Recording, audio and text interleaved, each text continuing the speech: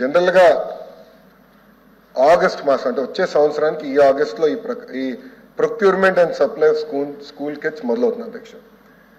ప్రధానంగా ఏంటంటే ఏ స్కూల్లో ఎంతమంది విద్యార్థులు ఉన్నారు, గ్రోత్ ఉంటుందా లేదా అనేది ఫోర్త్ వీక్ ఆఫ్ ఆగస్ట్ మనం అనుకుంటాం. దాని తర్వాత అడ్మినిస్ట్రేషన్ శాంక్షన్స్ అన్ని చేసి అక్టోబర్లో టెండర్ ఫ్లోట్ చేస్తాం.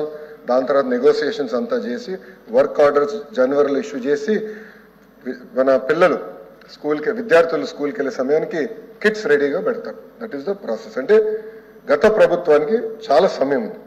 కానీ గత ప్రభుత్వం ఏం చేసిందంటే 24-25 వచ్చేగల ఏకపక్షంగా బిజినెస్ రూల్స్ పాటించకుండా ఎలాంటి ఫైనాన్స్ కంకరెన్స్ లేకుండా ఆర్డర్స్ జారీ చేసింది.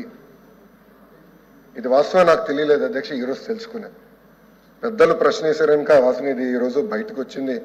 తర్వాత నేను లోపలికి వెళ్తే 1530 రూపాయలు పర్ స్టూడెంట్ ఖర్చు పెట్టేది ఎందుకు 2702 రూపాయలు అయిందంటే అధికారుల దగ్గర నుంచి సరైన సమాధానం అంటే నేనైతే ఆ సమాధానం సంతృప్తి చెందలేదు. అది మ్యాటర్ ఆఫ్ ఫ్యాక్ట్. దాంట్లో భాగంగా షూస్కి వచ్చేగల సైజ్ మిస్ మ్యాచ్ అనేది ఉంది అధ్యక్ష. జనరల్గా పిల్లలు పెరిగే వయసు కనుక కొంచెం మిస్ మ్యాచ్లు ఉంటే కాదని నేను అనట్లేదు.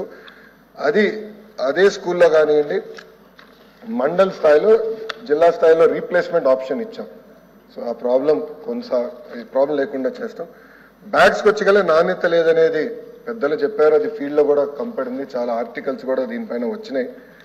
దాంట్లో 2 విషయాలు. ఒకటి, గత ప్రభుత్వ అనాలోచన వల్ల బైలింగ్వల్ టెక్స్ట్ బుక్స్ అని ఇంగ్లీష్ మీడియం అన్నారు, అలానే ఇంగ్లీష్ మీడియం కమిట్ అవ్వలేదు అధ్యక్ష.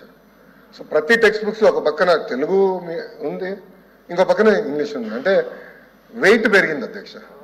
పిల్లలు 10 నుంచి 12 కేజీ కన్నా ఎక్కువ బరువు మోయకూడదు అనేది చాలా క్లియర్ రూల్స్ ఉన్నా దాదాపు 20 కేజీలు మోస్తున్నారు బరువు.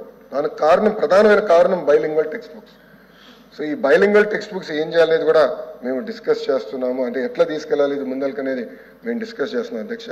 అంతేకాకుండా అధ్యక్ష, యూనిఫామ్స్కి వచ్చేగల స్టిచ్చింగ్ ఛార్జెస్ కూడా 22-23 అకాడమిక్ ఇయర్ నుంచి పెండింగ్ ఉన్నాయి అధ్యక్ష. స్టిచ్చింగ్ ఛార్జెస్ కూడా పెండింగ్ ఉన్నాయి. ఫైనాన్స్ మంత్రి గారు నా పక్కనే కూర్చున్నారు. సో గౌరవ మంత్రి గారు రిక్వెస్ట్ చేస్తున్నా, త్వరలోనే ఈ స్టిచ్చింగ్ ఛార్జెస్ ఏదైతే పెండెన్సీ ఉందో అది ఇవ్వాలని కోరుతున్నాను. తప్పనిసరిగా మేము అవసరమైతే యుద్ధం చేసి ఆ నిధులు తీసుకొచ్చి అంటే ఎవరైతే స్టిచ్చింగ్ చేస్తారో ఆ తల్లిదండ్రులకి ఆ ఛార్జెస్ కూడా అందజేస్తాం అధ్యక్ష. అంతేకాకుండా నాకు ఇచ్చిన వివరంలో 3rd క్వాలిటీ చెక్ అని చేసామన్నారు. నేనైతే సంతృప్తి చెందట్లేదు. ఆ 3rd క్వాలిటీ చెక్తో చాలా పకడ్బందీగా చేయాల్సిన అవసరం ఉంది, నాణ్యత అందించాల్సిన అవసరం ఉంది. అది మా ప్రభుత్వం చేస్తున్న అధ్యక్ష, దాంట్లో ఎలాంటి డౌట్ అవసరం లేదు. సో టెండర్లు లేకుండా సరైన ప్రక్రియ పాటించలేదు కనుక దీనిపైన తప్పనిసరిగా నేను ఎంక్వైరీ చేస్తాను. సభ్యులందరూ అడిగారు, దీనిపైన ఎంక్వైరీ చేస్తాను, కఠినంగా నేను వివరిస్తాను. ఏ షెడ్యూల్ అయితే గతంలో మేము పబ్లిష్ చేసాం దాన్ని నేను పాటిస్తాను. మళ్ళీ అధ్యక్ష, దీనికి పార్టీ రంగులు కూడా అవసరం లేదు అధ్యక్ష. గతంలో బెల్ట్ పైన పార్టీ రంగులు, బ్యాగుల పైన పార్టీ రంగులు అవన్నీ అవసరం లేదు అధ్యక్ష. ఇన్ఫాక్ట్ నేను డిపార్ట్మెంట్ని అడిగాను అధ్యక్ష, అసలు స్కూల్ యూనిఫామ్ డిజైన్ ఎలా వస్తుంది, కలర్స్ ఎలా చేయాలి, దానికి డెఫినెట్లీ సైన్స్ ఉంటుంది, మీరు తెలుసుకోండి ముందర, తర్వాత కూర్చుందాం. కానీ ఇక్కడ రాజకీయాలు వద్దండి, తెలుగుదేశం పార్టీ ఉంది కనుక పసుపేద్దామని అలాంటి ఆలోచన మాకు లేనే లేదు. విద్యార్థులకి స్మార్ట్గా ఉండేదానికి ఇన్స్పైర్ చేసే విధంగా యూనిఫామ్లు కూడా చేయాలని మేము ఒక ఆలోచనలో ఉన్నాం. అది ఆల్రెడీ నేను దానిపైన డీటెయిల్డ్గా ఒక రిపోర్ట్ కూడా అడుగుతాం జరిగింది అధ్యక్ష. ఇంకా నాడు నేడుకు వచ్చేగల మనం అది గతంలోనే నేను సమాధానం చెప్పా. సెంట్రలైజ్ ప్రొక్యూర్మెంట్ జరిగింది, దాంట్లో అవకతవకలు ఉన్నాయనేది కూడా మీడియా ద్వారా గతంలోనే తెలుసుకుంటాం జరిగింది. ఆల్రెడీ దానిపైన నేను రిపోర్ట్ అడిగాను. బైజూస్ అంటారా కంపెనీ ఎత్తిపోయింది, ఇప్పుడు కంపెనీ ఎన్సిఎల్టీకి వెళ్ళింది. ట్యాబ్స్ ఇచ్చారు అధ్యక్ష. ఒక ఆలోచనతో ట్యాబ్స్ ఇస్తే అది వేరే రకంగా వాడతాం అయింది ఫీల్డ్లో. చాలా మంది సభ్యులు కూడా నా దృష్టికి తీసుకొచ్చారు. పిల్లలు ఎక్కువ యూట్యూబ్ ఇవన్నీ ఎడిక్ట్ అయ్యారు అనేది అందరు అన్నారు అధ్యక్ష.